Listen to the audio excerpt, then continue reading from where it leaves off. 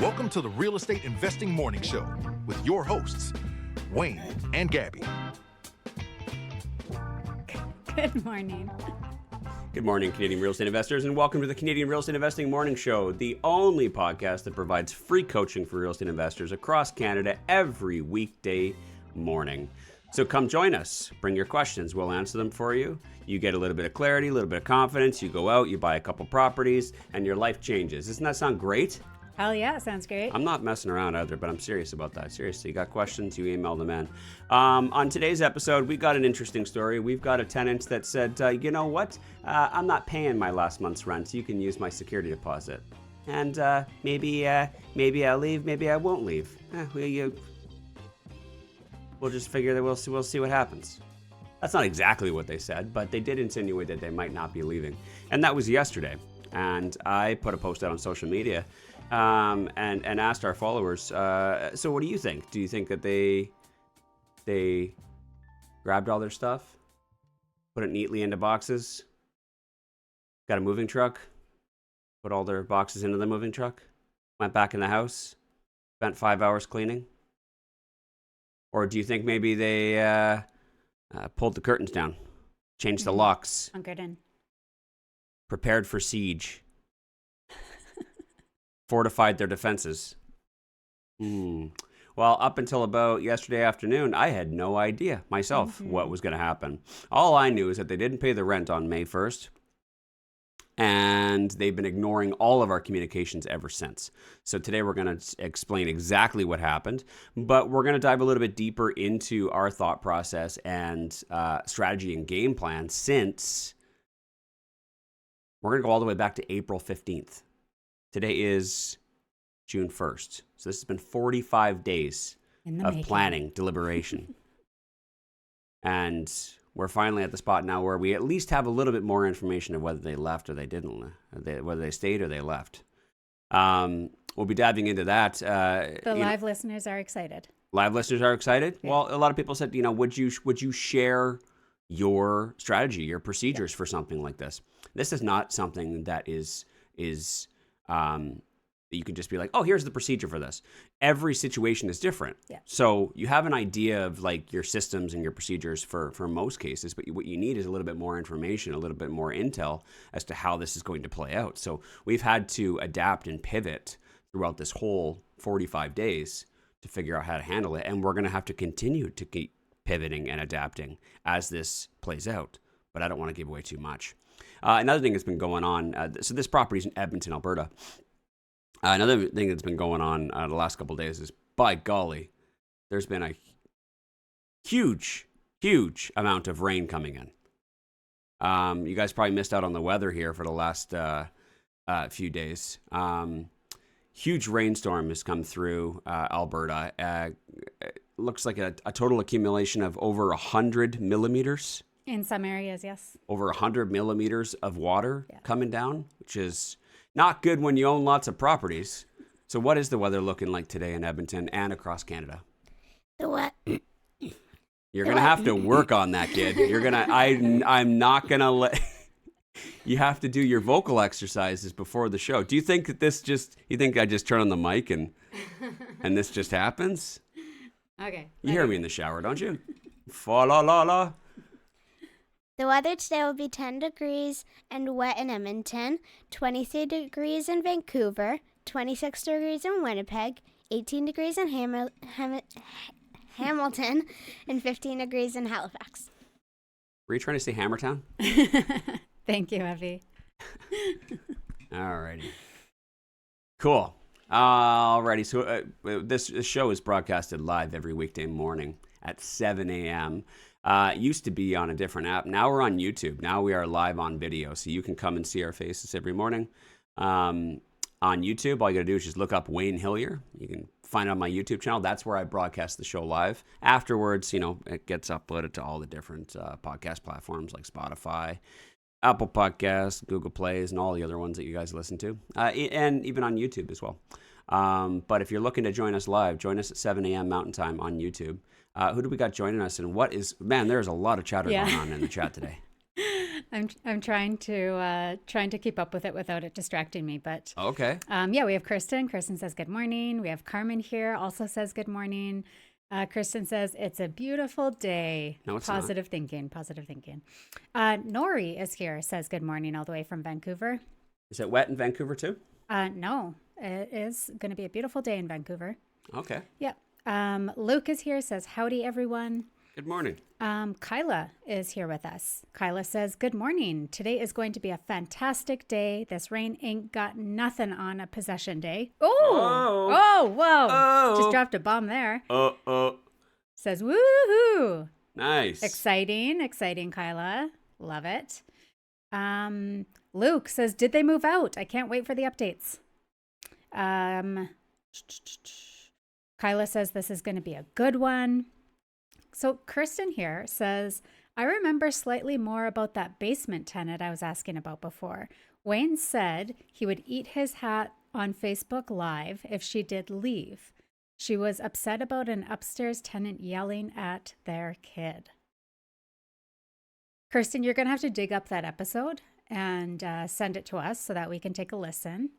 And we'll hold Wayne to it. I don't remember this situation. Oh. I remember. Can I a say a little name? tidbit. No, we don't say our tenants' names on here. Well, it would same main floor tenants, 2 separate basement suite tenants. It feels like the stories are getting mixed, but we had a tenant that was living in that basement, absolutely hated the kid upstairs. No, didn't hate the kid, hated the parents. The parents for being potentially abusive to the kid. Verbally abusive, let's put it that way. Let's just say they were 1990s parents. So your opinion on how they handled their children is your opinion. But then that person abandoned, if I remember correctly. Yes, abandoned. New tenant moves in 6 months ago, 8 months ago. Mm-hmm. Now they want to leave as well, but they just didn't renew. That one was just pretty chill. Yeah. They left yesterday, and from what I understand, Yeah, they left yesterday. It was the end of their lease. We did a short lease because we got them in the winter, lower rents, all that kind of stuff. So we offered a discount or rent something. yeah, we offered to renew them. They chose not to. And at that point revealed that the upstairs tenants were loud. That's all he said. Okay. They were too loud. So he's going to move on. So why do I got to eat a hat? I don't remember. You'll have to dig up. That's why I said you need to dig it up. I feel like, yeah, this is because what was the situation? Because Kristen's saying that you said that if she left or if she didn't leave, if she did leave, you'd eat your hat.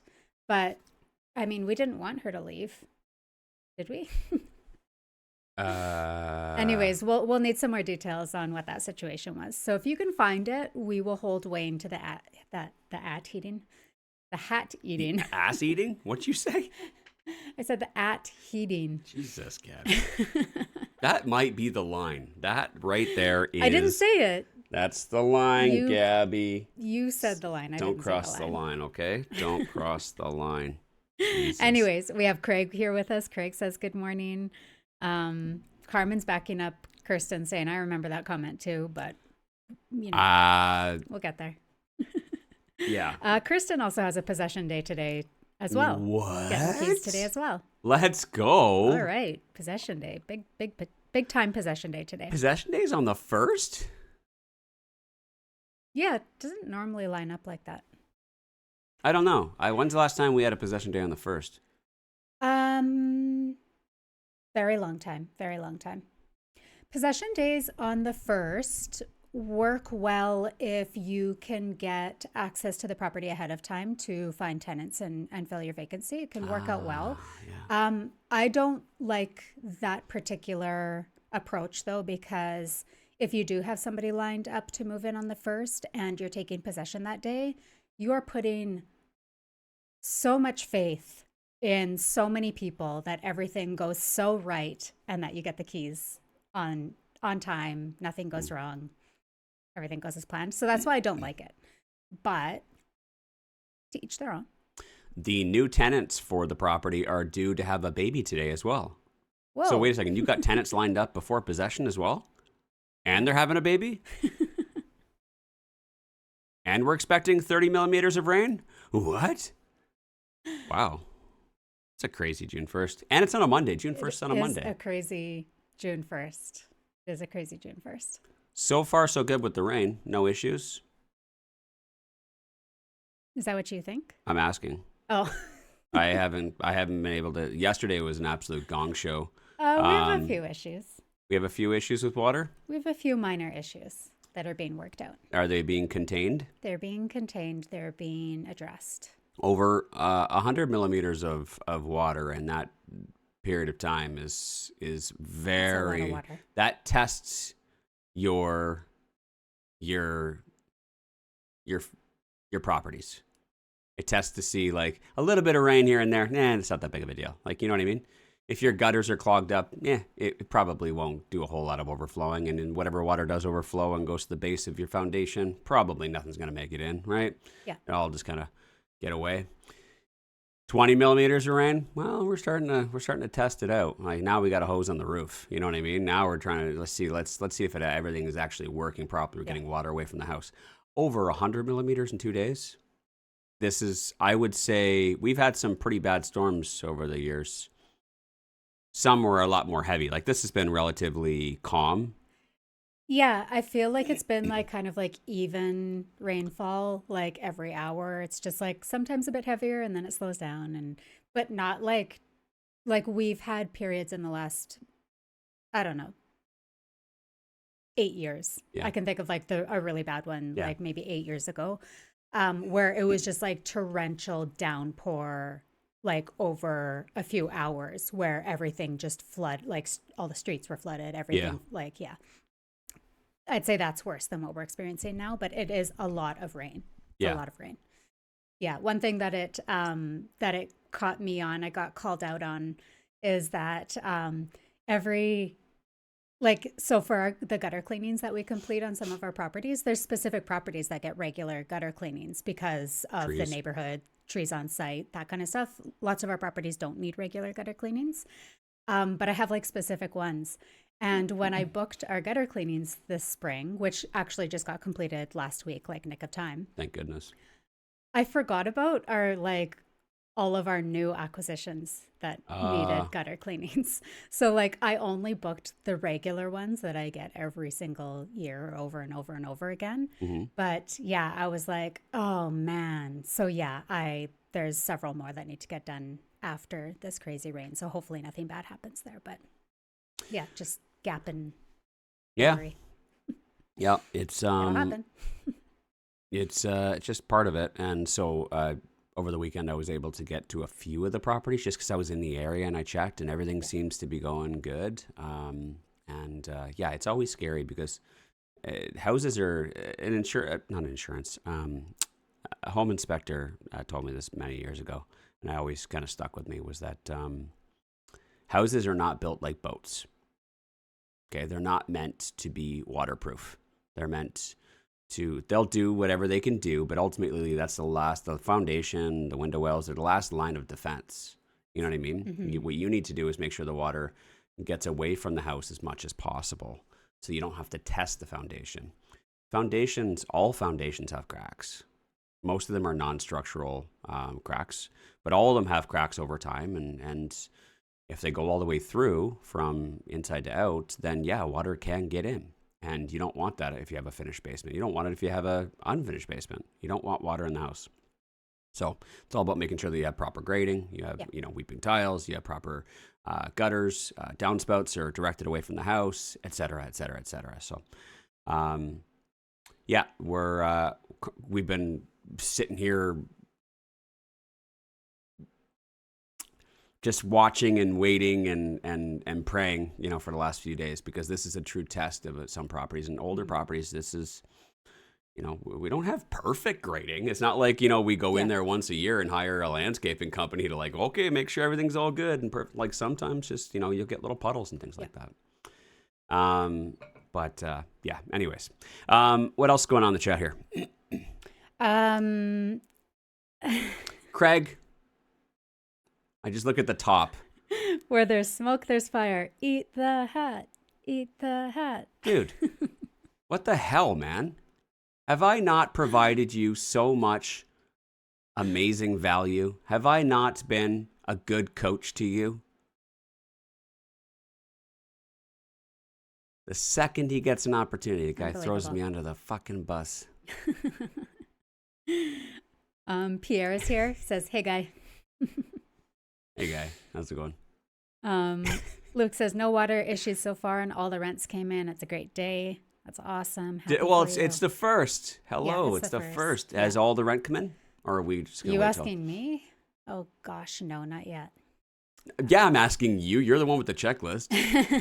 No. What else am I going to We ask? did get lots of rent that came in yesterday and days leading up, but no, we're nowhere near all the rent being paid yet. Okay. Yeah. So they have Lots to until go. midnight tonight? Yeah. Okay. Yeah. Kristen says, Gab, did you not get to keep that pretty tile that you and Evie picked out for the basement suite renovation? That's another topic for another day. Yeah. That was great, eh? That was great going, spend all that time buying those tiles and then just... Time and money. And then LVPing right over top of it. A topic for another day. Gone. Yeah. Oh my God. It's been a few months, eh? Yeah. It's definitely been, I feel like life is challenging us these days. Testing. Testing. Yeah. Yeah. It's hard though, because you're like, you got to think about like how much good is also happening. And so it's like, it's kind of like you want it to be balancing itself, but it's so hard not to dwell on like the really hard things that are happening. We need to hire a video crew to just follow us.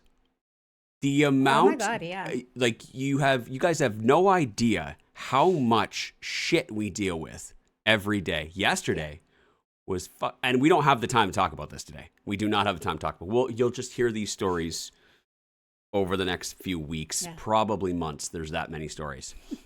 Like the offer that came in yesterday on the property we were selling and then backed out like 2 hours later after God damn it. It's just like shit after shit after shit. I was on a 1 hour call.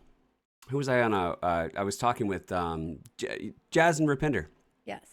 Two students in our lovely people in our REI Masters Mentorship Program. And so they had their one-on-one strategy coaching call yesterday. And I'm trying to do my best and being a good fucking coach. And I got my phone up because there's a lot of things that I'm waiting on. Just, I can take a little glance over and be like, okay, it's taken care of. Okay, I got that. Cool. I'll deal with it afterwards. The amount of shit that I saw popping up in my notifications during that coaching call, I was like, I'm sorry, guys. Like, I couldn't believe issues, how much was issues. going on in just I don't 1 even hour remember during one coaching call. Yeah. It was unbelievable the amount of stuff that was going on yesterday. Unbelievable. Yeah. I love it though. Do you? I love this shit. It's stressful. Yeah. But I love this. Can you imagine the alternative? Can you imagine going to work at the bank today? I try to remind myself of that. Because I feel like there's been really good days mixed in, but I feel like I've been on the verge of a mental breakdown for like at least a couple weeks. Yeah. Like just hovering on the line of like a downward spiral that is going to be bad. Yeah. Like I'm hovering. Yeah, well, wherever I start seeing the cracks, I'll just start gluing them. And you have been. Gorilla gluing. You have been. You've been doing a really good job of keeping me above water, but I'm ready for a break. I got my Billy Mays Flex Seal over here. Just like whenever I see Gabby going under and start sinking, I just Flex Seal. Yeah. Oh, yeah. So much. Much. But I think that's it. Nothing that isn't manageable. Like everything is manageable. Everything has a system that just needs to be followed. Yes. I think it's just been the sheer volume. Like it's just getting heavy. Like I'm not really able to hold it all up right now. You know what I mean? Normally, I carry some of the load. No. Normally, I temper. I'm a little more calculated with acquisitions and new projects, typically. Typically, I will only You're have like a slow release capsule. Yes, I am a slow. Slow. That's a great way of looking at it, like a slow release capsule. And so normally I have 2, sometimes 3 projects going on at the same time. A lot of these projects are very long-term projects. Edmonton Garden Suites, for example, that was a 2-year project. That was kind of ongoing. I'd have meetings every week. I would be working on different problems. It would just be like one project that I'm currently working on, but it's due at the end of the semester, more or less, okay? And then I'd have another project I'd be working on. I'm like, okay, I'm actively, going through new joint venture partners. I've got 2 or 3 people that want to purchase properties. Kind of going through the process of over the next 6 months, I'll probably buy 1 property with each of them. But it's like a very long-term thing where like, okay, we're going to work through the contracts, the joint venture contract, making sure they understand it, really getting clear on what it is that we're doing, the investments, they understand and feel comfortable with us. Then it's a matter of, reaching out to our power team and finding the deal. The deal never just shows up on our lap the next day. It takes, weeks, months, me looking at properties, but it's very like a slow release capsule. Then we finally do it. It's very manageable. But for the last few months, I've just said, fuck it. And I've got like 12 different things going on right now. And no organization. Seems like every day it's like, new joint venture partner? Sure, let's go. All right, cool. Found a property. Next day, it's like boom, boom, boom, boom, boom. And with all of this and with the busy season of the year, with all of our leases turning over right now, and the interesting market that we have in Alberta and specifically Edmonton with the rental market, lots of people... A lot of renewals, but there's also a lot of turnover too. A lot of turnover. I mean, but at scale, right? Yeah. So by percentage wise, it's not that much turnover, but it's a lot to handle, for our team. And so I can understand that, like, again, normally it's a slow release pill. Right now, it's just been like, fuck it, let's just go. And when you've got opportunity, that's the thing, is that like, all of this wouldn't happen unless there was a tremendous opportunity for us to, 1, grow our long-term real estate investments, which is our portfolio. That's for our long-term wealth. That is for our child. That's for our retirement later on, right? We have tremendous business opportunities, which we're taking advantage of. And we want to make sure that we're, that right there, our businesses are what pay for our lifestyle, right? So I want to make sure that I'm providing a good lifestyle and security for my family, financial security. And then lastly, the other opportunity is just the real estate market and what's going on with the Edmonton Garden Suites right now. That's just a tremendous opportunity for us to share for our students in our mentorship program, for our listeners and followers in the podcast and online. I want to make sure that everyone understands this opportunity that is here, the window of opportunity that is open right now, the ability to get in before everybody else does. And that's my way of giving back to the community. So I could very well have delayed that another 6 months. I could have. I didn't have to tell you guys anything. I could have just kept building my own, right? And keeping it a secret like I did for 2 years. But I saw this as a really, really good time. All of my ducks were finally in a row. Right. And to hold it back from the community when it's there and when people could benefit from this, could change their life. I mean, adding additional units to existing properties that you already own, increasing your cash flow by anywhere from like $1,500 to $2,000 a month. I mean, just like to hold it off for 6 to 12 months because I'm a little too busy right now. Mm-hmm. No. Yeah. It that definitely was probably the one that I could have held off on. But the people that I've been talking to, you know what I mean? We've already got 4 or 5 people that are looking to buy and build right now already. Yeah. Just in the last week. Which is amazing. I'm so happy for all of them. Jumping on the opportunity. Yeah. I feel good knowing that I was able to help them. Yeah. Right? Yeah. And a big part of me and fulfillment for me in my life is helping others. It's waking up every morning and providing free education and coaching for you guys. It's also helping people identify the best opportunities in the market at any given time. And it makes me feel good. It's that right there, the positive stories, You know, I woke up this morning to, a bunch of notifications that I was tagged and a bunch of comments. People referring us as the best real estate coaches and mentors. You know what I mean? That stuff right there, it lights me up. It makes me feel good. Thank you guys, by the way, for all the comments overnight. I appreciate that. You know who you are. And then helping people build, garden suites in Edmonton. That's what gets me up every day. That's what lights me up. That's what actually helps me through all of this chaos and fire, is that I'm at my best. So yeah, it's absolute chaos, and yeah, it's a gong show, but I love it. And I'm just saying, all of my new hairs coming in are all gray. Like, actually, they look great. Great. Yeah.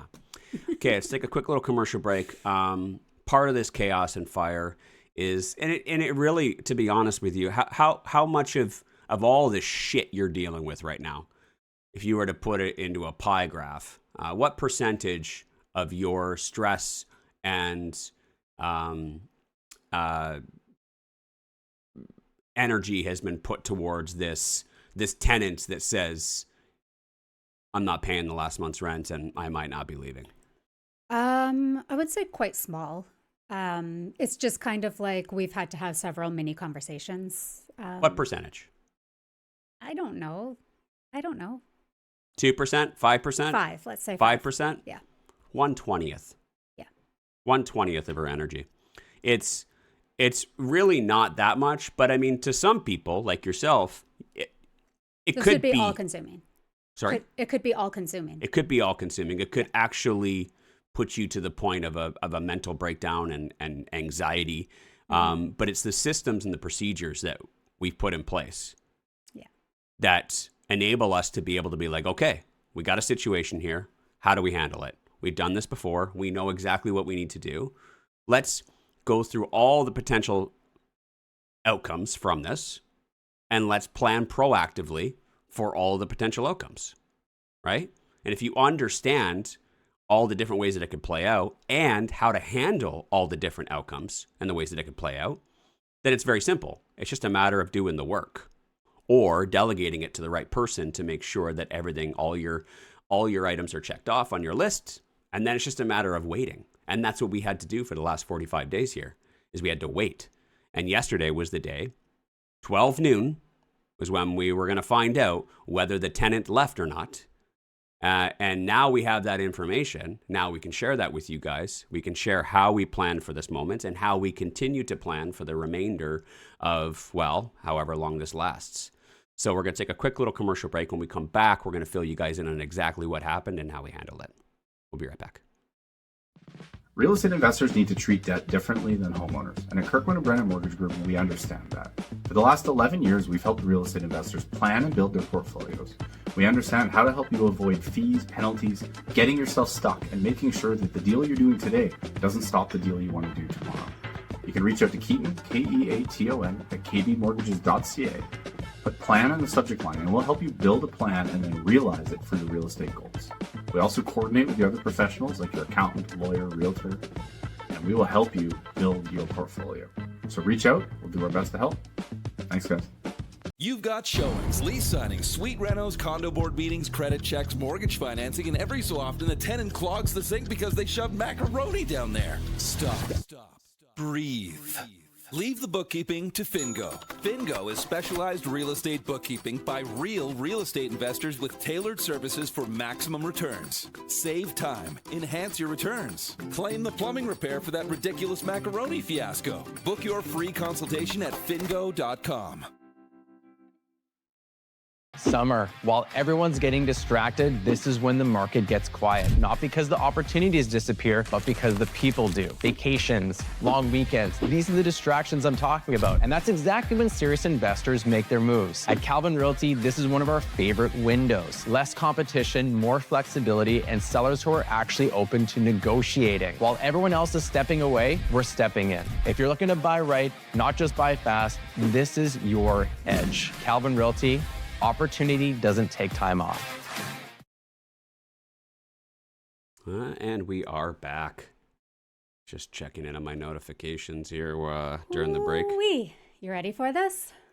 Carmen's ready. Carmen says, my laundry is in. I have my coffee. I'm ready. Well, let's bring it back to how it originally started. Back on April 20th. 420, bruh.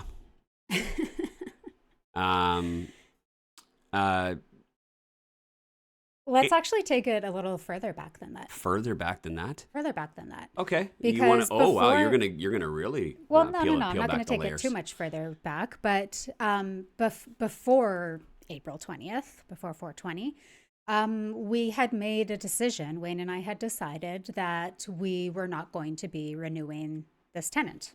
Okay. So that decision led us down this path. Right. Down this journey that we are taking you on. Yeah. Right. So we had made a decision that we were not going to be renewing these tenants. And the reason is irrelevant? I think the reason is irrelevant. Yeah. I don't want to take us off course. I want to make sure that we have enough time to talk about all the reasons, decisions we've made. Cool thing about Alberta is we don't have to come up with a reason. We don't have to share anything. When a lease It was ends, a fixed term lease. the end of a fixed term lease, it's the end. I don't have to justify anything. I chose not to. Yeah. Yeah. So we had made that decision. And on April 20th, so their lease ended May 31st. So we decided on April 20th that we were going to notify them that we were not renewing their lease. Mm-hmm. Now, you don't have to notify them. It can be expected that when a lease ends, it ends.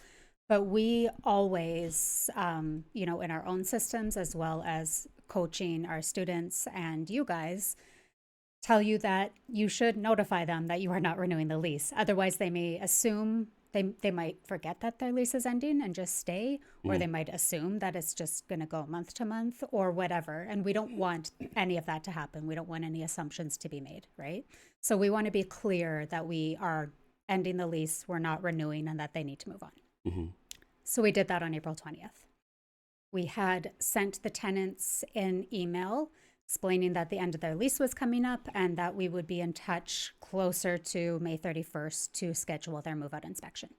Pretty simple stuff. Yeah, pretty basic. Didn't give anything more than that. Just this is a reminder the end of your lease is coming up and that we'll be in touch closer to schedule your move-out inspection. And we gave them lots of notice, right? Yeah. That's more than enough. That's a month and a half to figure out where you're going to be going, right? We didn't want to drop it on them last minute. We didn't want to not let them know because, there's a possibility that maybe they forgot. Most people don't know when their lease is ending. They signed the paperwork. They don't know when they moved in. They need a little reminder. So we give them lots of notice. That way there wouldn't be any issues at the end of the month, at the end of May when it's time to move out. And they're like, well, I couldn't find a place, so I'm not going anywhere, right? Yeah. Yeah. And so in this case, we actually didn't hear anything back. There was no response to that email. What's that?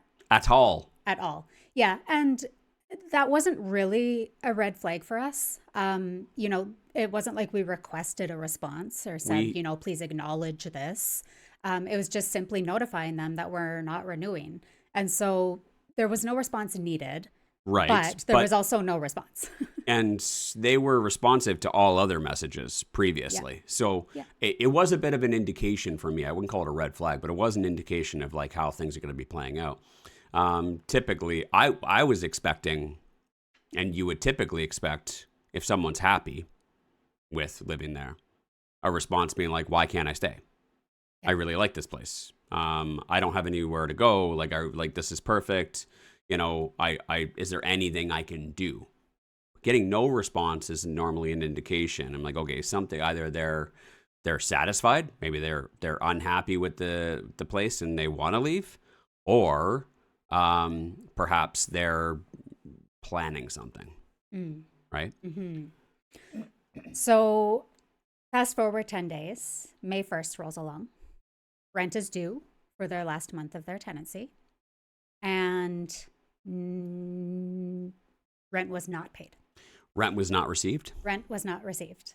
Yeah. So they did not pay their May rent. And normally, they have until midnight that day to pay. So I just kind of waited out the day. There was nothing. I did send a rent reminder towards the end of the day, just saying, hey, just a quick reminder that rent is due today. Make sure that it gets paid. But there was nothing. No communication, nothing came in. When we woke up the next day, hoping that maybe it would be sitting in the inbox, it wasn't there. It wasn't there.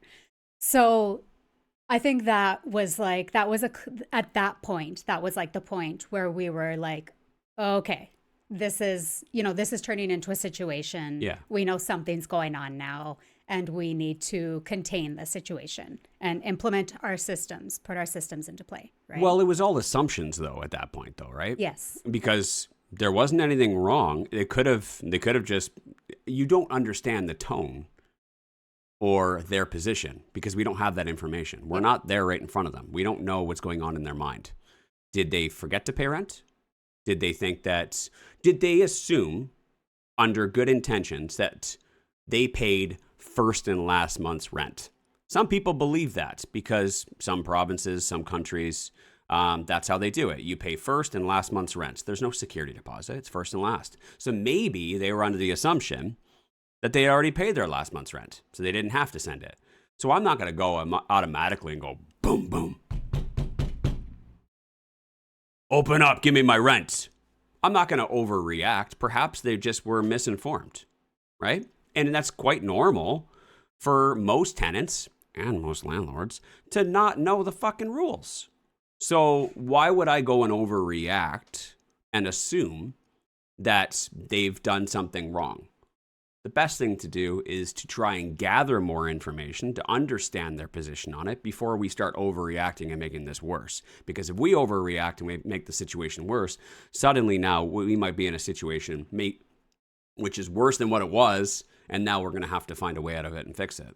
So at this point, we were just assuming all the potential things that could be going on. Yeah, which I really think you should do as a landlord. You should be preparing for the worst case scenario and hoping that it's not that. Hoping that, they did forget, and at 10 a.m. all of a sudden on the 2nd, we're going to get an email e-transfer come through. Right? That's what we hope, but that isn't how we should be playing out the situation. We should be playing for worst case scenario, because then we are putting ourselves in the best possible position for if shit does go down. Yeah. Right? Yeah. You really do want to make sure you got all your pieces where you want them, just in case. Right? We're also fortifying our defenses. Yes. Simultaneously to make sure that in the event that they are playing around, they're up to something. Do we have all of our ducks in a row to make sure that if and when this happens, are we prepared? Yes. Right? And so in a situation like that where they didn't pay rent, we tried to contact, they didn't respond.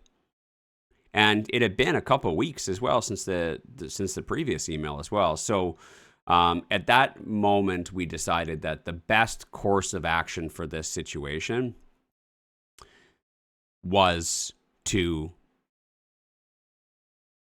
put notice on the door, right? So you what you did, you understand this a little bit more because you were dealing with this. I apologize. Maybe I messed this up. At that point, did we make the decision that it would be best to file at the Residential Tenancy Dispute Resolution Service, file a claim for unpaid rent? Yes. Or was it for eviction? Yes. So there's kind of like two different scenarios where if this was like a middle of the lease and rent was late and they've always paid on time, and you know what I mean? And like we were like, oh, what's going on? Like, maybe they forgot, try to contact them, post the 14-day eviction, et cetera, try to like see what's going on and work with them. But this was their final month of the lease. They've gone dark on us. They're not communicating. So to me, this was immediately file an RTDRS hearing, file for eviction. Even though they're leaving rent at the end of the month? Even though they're leaving, because I didn't want a situation where they don't pay rent and then at the end of the month, they also don't leave. And now you're 2 months behind. Now I'm 2 months behind with an overholding tenant. Right. Right. So I wanted to at least have that eviction or that hearing filed for, so that in the case where they didn't pay and they didn't leave, at least I'm weeks ahead in waiting for a hearing to come up, right? Okay, so you're just being proactive. I was being proactive. And you do need to pay a $75 filing fee, which, at the end of the day could have, if they paid and they left, can just be cancel your hearing, but you lose the filing fee, right? Right. That was a fee I was willing to pay in order to put myself in the best position. And so during that time as well, we were making lots of attempts to communicate with the tenants. Yes. Like lots of attempts. Several emails, like several emails, checking in, trying to follow up. What's going on? How come you haven't paid rent? How come you're not responding? Phone calls. And also sending an agent down to knock on the door. Not Wayne's bam, bam, bam, bam, bam. But, Hi, hey, what's going on? it's Anthony. Yeah. It's Tony. What's going on? You in there? Everything okay? Yeah. You guys alive in there? Maybe he looked in the window and he saw someone lying down and then they weren't getting up. Who knows? Like, we don't know. Like, you know what I mean? Like, it could have been anything. And we want to make sure that we made all reasonable attempts to get in contact because the more information we have, the better. Yeah. But originally, they did not respond to anything and didn't respond to the door either. It almost, from what I understand, it sounds like there was movement. There was people in there, but they weren't opening the door. Until eventually, I don't know when they eventually answered the door. It was earlier in the month. It was Earlier in the month? It was within the first week of the month. And their response was something along the lines of, yeah, I don't have access to my email anymore. And then we said, well, we sent it to both of you. Yeah, neither of us have access to our email anymore. Oh, wow. That's terrible. Both of you guys lost your password at the same time. And so, would you, be able to figure that out? Like, what's going on? You haven't paid. So the agent basically was like, you haven't paid your rent. Like, your lease is ending. Like, what's going on here? Is everything okay? Yeah. No, they can use the security deposit, is what they said. They can use their words, the damage deposit. They can use the damage deposit. Well, please understand that the damage deposit cannot be used towards rent. It's actually meant for damages and other things, not for rent. Yeah, well, I know my rights. And then they said a few other things that led the agent to believe. They insinuated that they might not be leaving, that they know their rights. Now, that is a little bit of information this is what we wanted to get. We wanted to get an understanding of their plan and their intentions. And that right there all made us think, okay, we're definitely on the right track here. I'm really glad that we filed for the eviction because it can take sometimes 4, 5, 6, some weeks, sometimes longer to get a hearing. And had we waited until the end of the month on June 1st to file for the hearing, and then they didn't leave, we'd be 6 weeks potentially out for getting a hearing. Now we didn't get May's rent. We didn't get June's rent. We got a hearing in the middle of July. And by then we get the order, but then it still might take a few weeks to get them out and then cleaning and then removing all their junk, hiring a bailiff. This is now 3 months now worth of unpaid rents and cleaning and junk removal and a bailiff, et cetera, et cetera. We're getting into the range of like $6,000 to $8,000 here worth of money that is going to be owed to us. And we don't want to put ourselves in a position like that because the security deposit's only, $1,800 or something like that. So you want to make sure that you're reducing your exposure to risk, right? So the fact that we handled it the way that we did and the time that we did, what we're trying to do is reducing ourselves to the exposure of losing money. We're trying to reduce how much money could we potentially lose in this situation. So by handling it the way that we did, in the calculated way that we did, what we're trying to reduce it. So at this time, all that we're out is 1 month's worth of rent. If they leave on May 31st, the security deposit could, in theory, being equal to it, could cover that 1 month's rent. And if they were to leave and it was clean and no damages and anything else, then we would not be out any money. But if they don't leave, or there is damages, or there is cleaning, every dollar, that works out to be is a dollar that we would have to go after them for. So again, the way that we handled it is very strategic to make sure that what we don't want is we don't want this to go further and further and further and further, being more and more and more money, because that's more and more money we're going to have to go after them for. And it's really just risk mitigation. That's all that it is. Yeah. Right? Absolutely. So we're mid-month now, early May, and now we've learned that they want us to use the last month's rent, the security deposit towards the last month's rent.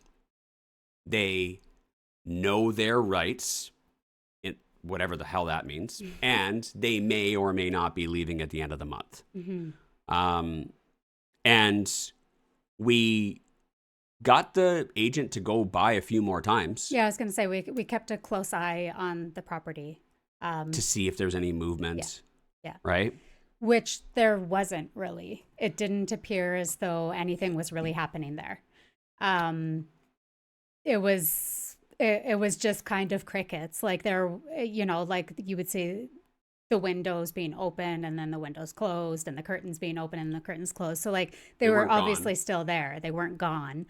But yeah, there wasn't, moving trucks or evidence of anything like in the yard. You know what I mean? Like those indications of like, oh, okay, they're trying to get out. Even looking in the windows, it didn't seem like anything was getting packed either from my understanding. Yeah. So that brings us now to May 31st, which is yesterday. And yesterday was the end of the month. We sent information. I mean, at that point, we'd filed for the hearing. Yeah. We were ready for an eviction. We had paperwork had been served and all that stuff. And so at that point, it was like we didn't need to give them a move out date or a move out inspection. This is where it gets a little complicated. It's like, okay, it's an eviction, but it's not an eviction. It's still the lease is going on and everything else. So it's kind of confusing. This is where the whole pivoting and adapting thing goes on, because there's a lot of technicalities because of what was going on. But ultimately what we did is we continued to keep sending them notifications. And we have a communications agreement that says that all communications is by email. And they signed that communications agreement at the very beginning. So they were still getting all of our communications. And what we did was, for technical reasons, we decided to also let them know. We sent them an email saying that, hey, are you still planning on leaving on May 31st? Because your lease ends at 12 p.m. Someone's going to be coming by can finish that and get the keys, but let us know. They didn't respond. But at least we covered our ass by saying that, you got the hearing. Also, if you're planning on ignoring that hearing and you're still planning on leaving on May 31st, it's FYI, it's 12 p.m. and someone's going to be there just to see. So we had made arrangements to have an agent go there for 12 p.m. on May 31st yesterday to find out, did they actually leave? Or are they there waiting peacefully? Here's the keys. We cleaned it. Sorry, I meant to tell you. I told you before, I don't have access to my email, but everything's great. Everything's clean. And thank you so much for being such great landlords. We don't know. We had no idea what to expect. What did indeed happen was, upon looking into the window, everything had been removed, with the exception of some stuff. And we had provided the notice that was necessary in order to enter the premises ahead of time, that we were going to be there, that we would be coming to get the keys and be coming in. So we provided the minimum 24-hour notice, again, to cover our ass. Upon looking inside, it appeared that it was abandoned. We went inside and everything was indeed gone. Yeah. With the exception of a few items that were left in the yard, from my understanding. Yeah, and there was some food on the counter, like cracker box and like sauce and a few cleaning supplies throughout the place, but otherwise like empty. Gone. Empty. Which is great news. All the furniture was out. Which is absolutely great news. Yeah. This is probably... Yeah. In the comments, Victoria says, they left. This is probably the best. We had so many, many scenarios. So many different scenarios or outcomes that could have happened. They could have been sitting there, here, and we got you a basket. Thank you so much. Here's an edible arrangement for being such great landlords. There could have been so many different ways that this could have... The multiverse is infinite. Yeah. So many different things could have happened. This right here Well, it's probably the second best. I would have really appreciated an edible arrangement. So second best outcome in the multiverse was that they had abandoned it. They left. They didn't leave any keys or anything. But what's most important about this whole situation was one important word, which is possession. Yes. When you give a tenant possession, you cannot take possession back. The only way to take possession back is at the end of the term of the contract, or if both parties, three ways it can happen. Yeah. The second option is if both parties agree to terminate said contract, Yes. or if they abandon it. the property. Mm-hmm. When you have possession back, that is like there's so much leverage with possession. Yeah. I've been working on a joke for years. I still can't figure out like the punchline of it, but like, you know, it's like possession is 9/10 of the law. In real estate investing, possession is 9/10 of real estate investing. Doesn't sound as cool as the possession is 9/10 of the law, but it is 9/10. Yeah. It is. As soon as you give up possession, you can't take it back. You need to get a court order in order to take it back.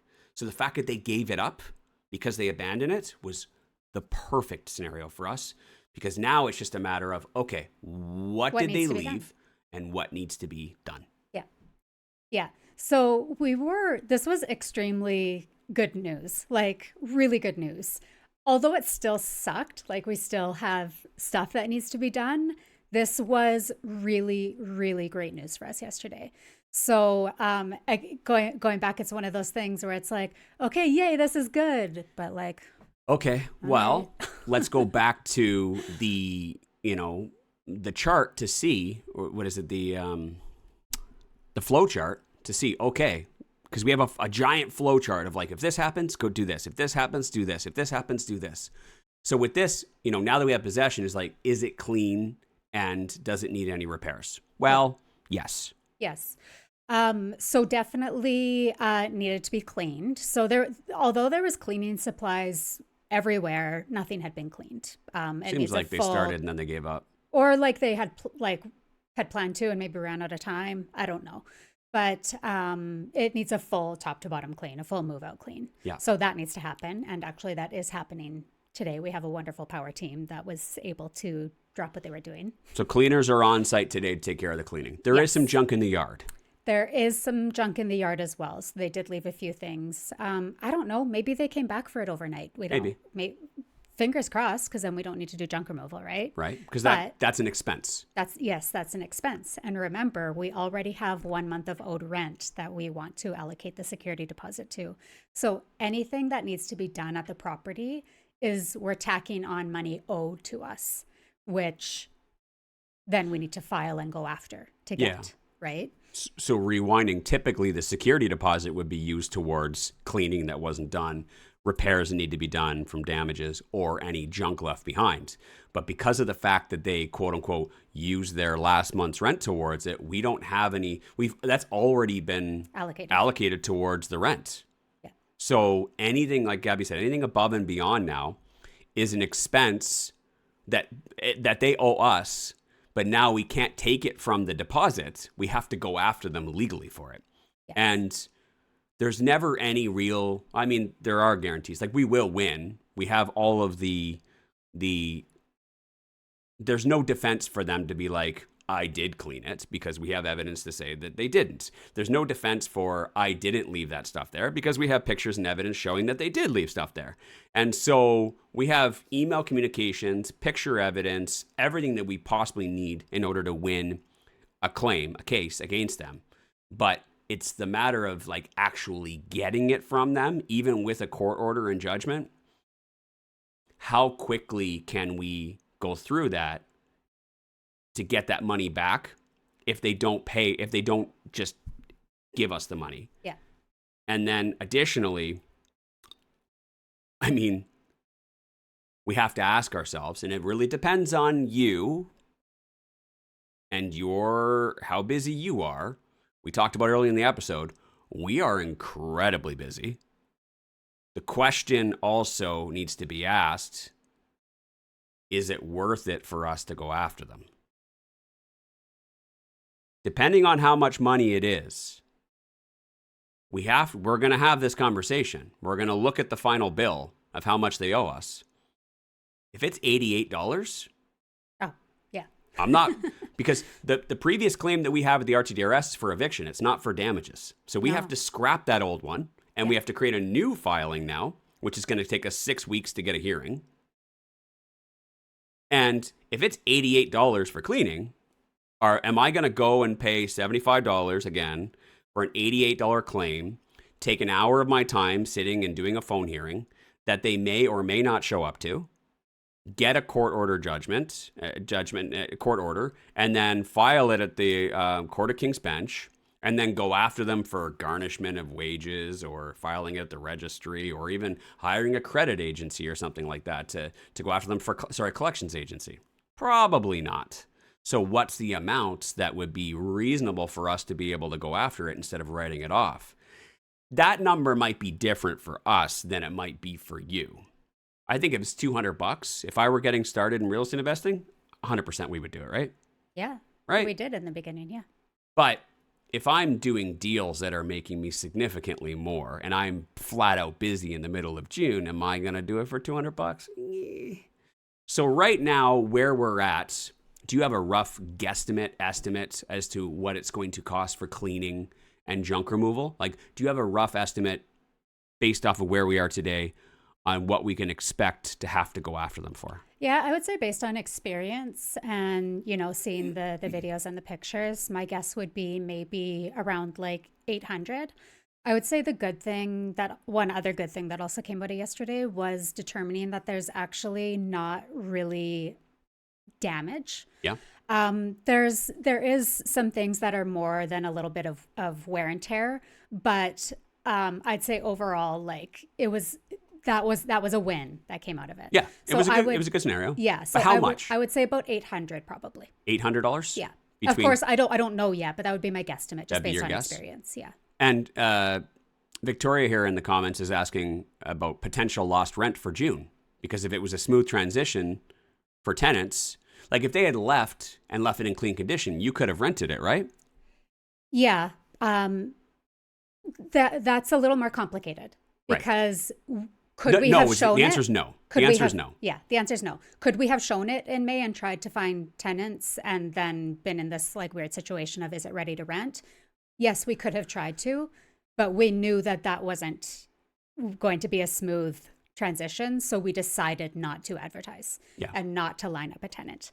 That was our choice based on knowing how this was playing out. The only way you can go after someone for an expense like that is if you actually lost money. The only things that you can go after for is expenses that you actually incurred, not potential money you could have made, unless you have a contract with a new tenant that says that they were supposed to move in and then they were unable to move in. But even with that, you can't go after them for that.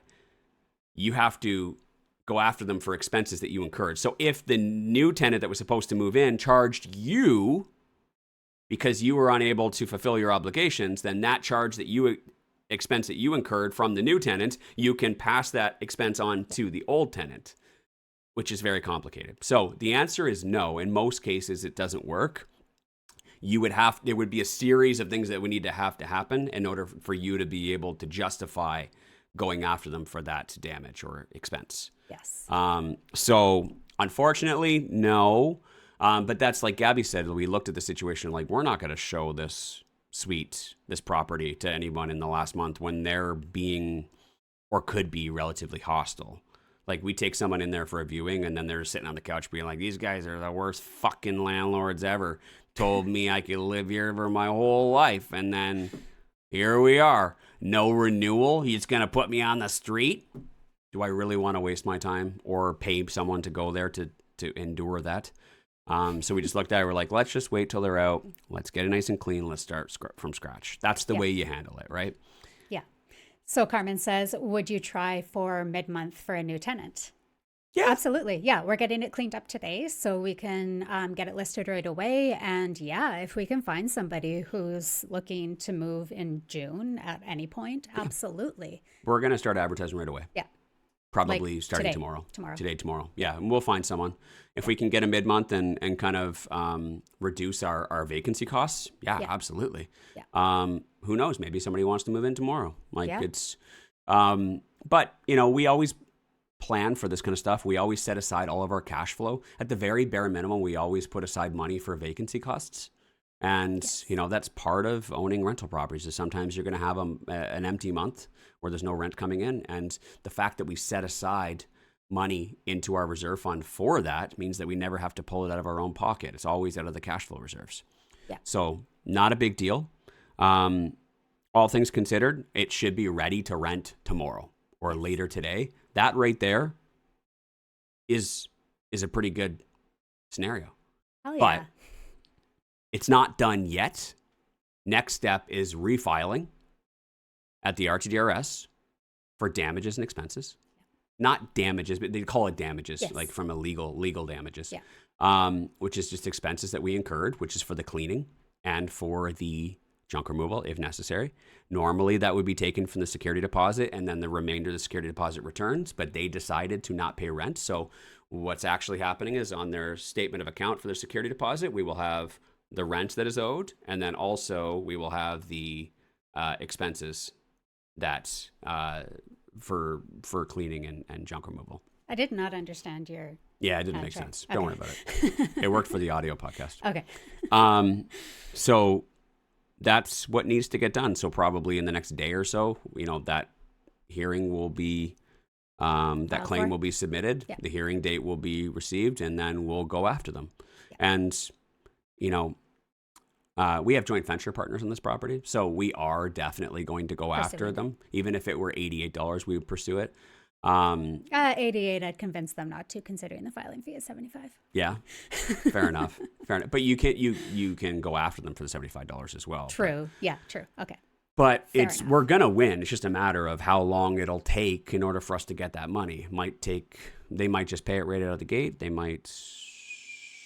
We might be years before we actually finally get it from them. But we understand how to do it, right? And the fact that we understand how to do it is the reason why it only took up like less than 5% of your energy for the last month. For sure. Is because you knew all the potential, you know, avenues or outcomes that could have happened on this whole flow chart. And we got a pretty decent route, a decent avenue. And now we got possession of the property. We can simply get new tenants in, start from scratch, go after them, and just move on, right? And real estate investing, you know, if you started this episode and you thought, oh God, this is going to be one of those scary, you know, tenant stories, you know, it's horror stories or something along those lines. You know, maybe this would be considered a horror story for some people. I saw some of the people in my comment section. They're like, oh, you got to fucking do this. Don't let them do this to you. Don't let them trash your place. And I was chuckling because these are clearly people that don't, you know, have never taken the education that we teach and are not sophisticated investors or landlords. This might be a horror story to some people, but for us, it's another day. Yeah. And it's not because we're weathered and like we're tough. It's just that like, it's not that bad. And to be honest with you, people don't trash your properties nearly as often as what people think. It actually is incredibly rare. But the people who get their properties trashed are the ones that don't know how to properly screen. Even though these people tried to, you know, played some games with us, these aren't people that are like putting bullet holes in the windows and like, you know, spray painting the place. Like they were reasonable people. You know what I mean? It's just they decided to make some pretty bad decisions. And they're going to find out real quick. If you're watching, by the way, you're going to find out real quick who you're dealing with. We don't fuck around. There are rules. There are laws. We follow them. We do everything that we're supposed to do. We expect the other party to do everything they're supposed to do. And when you don't do it, you can bet your fucking butt that we put all of the paperwork and all of the evidence together throughout this whole process to win. We're going to win. Yeah. And you're going to pay us. It's just a matter of how long until we get it. Yeah. But we will get our money. We will get what is owed to us because that's the fucking law. And we don't mess around. We know what we're doing. And that's why we're so successful. Because even the scariest things that, you know, the things that most people they would quit real estate investing or quit owning rental properties for, nothing to us. We have a system and a procedure for everything. And we expect it. Because I know, and you know, Gabby, that there are things that we can control in our business and there are things that we cannot control. We cannot control whether someone pays in the last month of their lease. I have no control over that. There's nothing I can do. There's no system I can put in place. There's no safety measure we can put in place either to prevent that from happening. And I know that that is a risk. And I was exposed to that risk naturally. And they did it. Okay, cool. Now what do I do? Yeah. That's it. When you understand all the strategies, when you know what could potentially happen, you can put other measures in place in order to mitigate your risks or mitigate your losses. That's all we did. We knew exactly what was going to happen 45 days ago.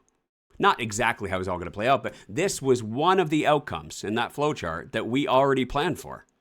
And it could have been 50 other outcomes, and we would have been planned and ready for that too, right? And if you understand all that stuff, and you can see the whole flowchart and all the different outcomes, none of this is all that stressful. It's just another day of work. Might ruin somebody, but it's just another day of work for us. And wouldn't you rather be the type of real estate investor who doesn't get stressed out about this kind of stuff? Who doesn't get ruined? Who doesn't have all of your investment potential, your whole portfolio, just like, fuck it, I'm done with this stuff. This is stupid. I saw one person just recently, last night, I think, said that just invest in stocks instead. I saw that, and they said, and I know who it is. And if you're listening to they probably don't listen to the podcast anymore. This is somebody that we know. I was shocked to see that it was this person. Okay, I didn't even actually look at who it was, but there was I'll tell you later. There was a comment of like, you don't get a call while you're on the beach about a broken dishwasher when you own stocks instead of rentals. That's someone who clearly doesn't have the right systems in place. Yeah, we'll be on the beach and we get a dishwasher email. And we text our technician to go out and check it out. But we're getting so much better returns. We're getting significantly lower risk, and we're not investing in fucking speculation. It's not gambling. All of this is going to be profitable. I know that every single one of my real estate investments are going to be profitable, and every single one of them has been. I will never lose money in real estate investing because of how we set it up. And if it doesn't make sense to you and you're like, oh, you can't guarantee that, you just don't know what we know, right? And you can continue to be ignorant and not ask, or you could be curious, get the education, show up at our show every day, ask the questions, and then we'll tell you how, right? Yeah. It's the people that show up every day and ask questions and learn are the ones that are suddenly getting to the point where like, oh, wow, yeah, they're actually right. All these things that they do, all these systems that they put in place are what protects them and what makes them profitable.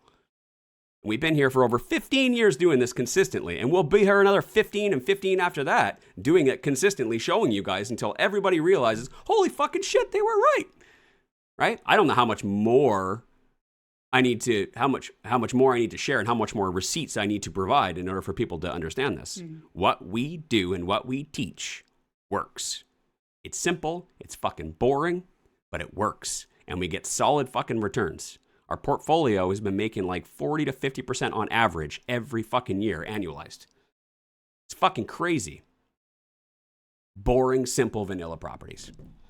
Sorry, that comment last night was like, just do stocks instead. I was like, are you fucking stupid? It's basically said, just go fucking play roulette instead. Hopefully it goes up in value. That is the most incredibly dumb fucking comment I've ever heard in my life. But I digress. I was having a good episode.